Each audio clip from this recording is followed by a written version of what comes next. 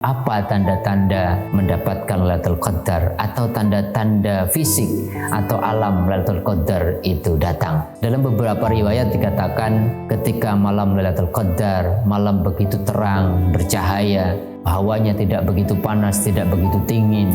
Esok harinya matahari terbit dengan terang tapi tidak begitu terik, maka kemudian semuanya menjadi damai, semuanya menjadi tenang.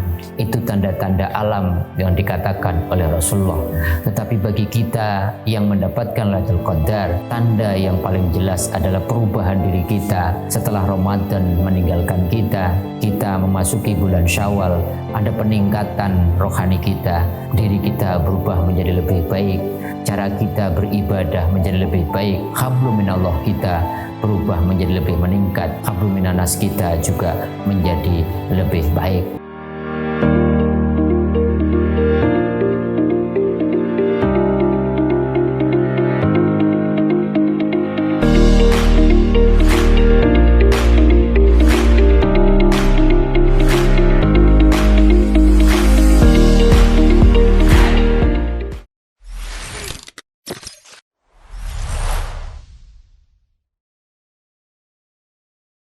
Assalamualaikum warahmatullahi wabarakatuh.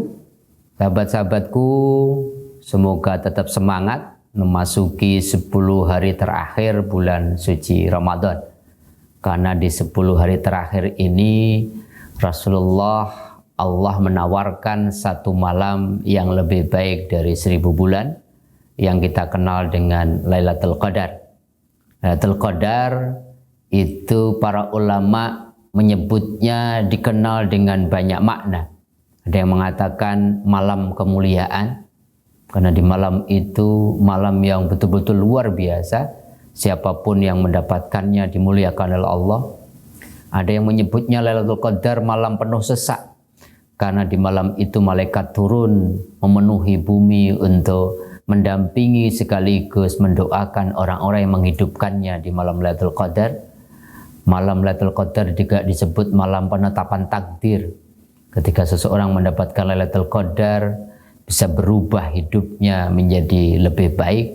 Dan malam Lailatul Qadar juga dikenal dengan malam diturunkannya Al-Quran. Inna anzalnahu fi lailatin mubarak. Sesungguhnya Al-Quran diturunkan di malam yang penuh keberkahan. Dan malam penuh keberkahan itu ditafsirkan dengan inna anzalnahu fi lailatul qadar. Sesungguhnya Al-Quran diturunkan pada malam Lailatul Qadar.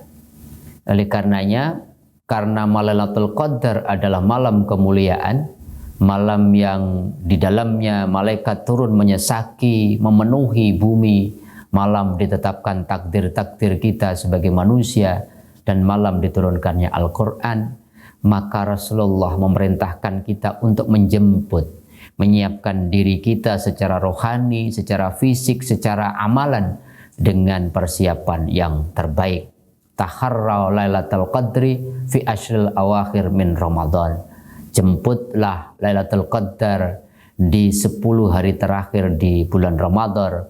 Menurut Bukhari dan Muslim, dalam riwayat yang lain Rasulullah mengatakan taharra Lailatul Qadri fil witri min ashril awakhir min Ramadan, pada malam-malam ganjil di 10 hari terakhir.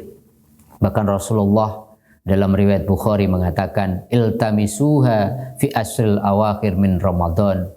Jemputlah, raihlah malam Lailatul Qadar di 10 hari terakhir bulan Ramadan, yaitu pada 20 malam ke-29 fi sabiatin tabqa, malam ke-27 fi khamisatin tabqa, atau malam 25. Artinya apa? Rasulullah tidak memberikan malam-malam tertentu atau khusus, hanya memberikan clue 10 hari terakhir, hari ganjil, dan kemudian menyebut beberapa hari ganjil setelah tanggal 20. Maka yang mesti kita lakukan agar kita mendapatkan malam yang luar biasa, yang siapapun mendapatkannya melebihi 1000 bulan atau 83 tahun lebih, maka hidupkan malam-malam Lailatul Qadar minimal 10 hari terakhir dengan amalan-amalan istimewa.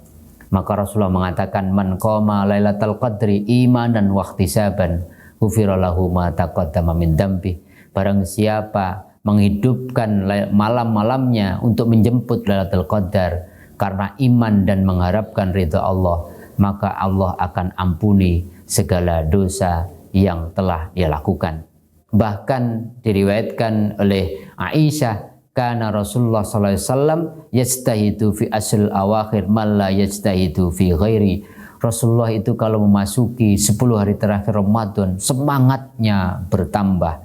Dia lebih semangat menghidupkan malam-malamnya, dia kencangkan sarungnya, dia hidupkan malam-malam Lailatul Qadar, bahkan membangunkan keluarganya untuk menjemput bersama-sama, menjemput Lailatul Qadar.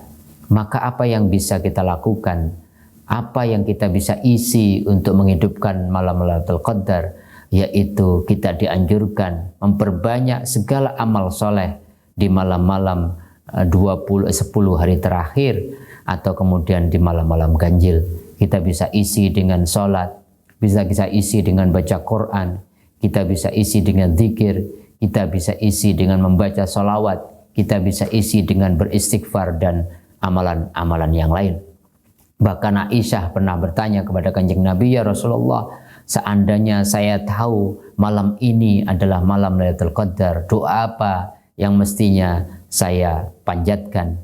Rasulullah mengatakan, faquli Allahumma innaka afun tuhibbul afwa fa'fu anni. Ya Allah, sesungguhnya Engkau yang maha memaafkan, maka maafkanlah segala kesalahanku. Allahumma innaka afun tuhibbul afwa fa'fu anni. Dalam riwayat At-Tirmidzi, Rasulullah mengajarkan kepada Bunda Aisyah, doa ini disarankan untuk dibaca sebanyak mungkin di malam-malam Lailatul Qadar.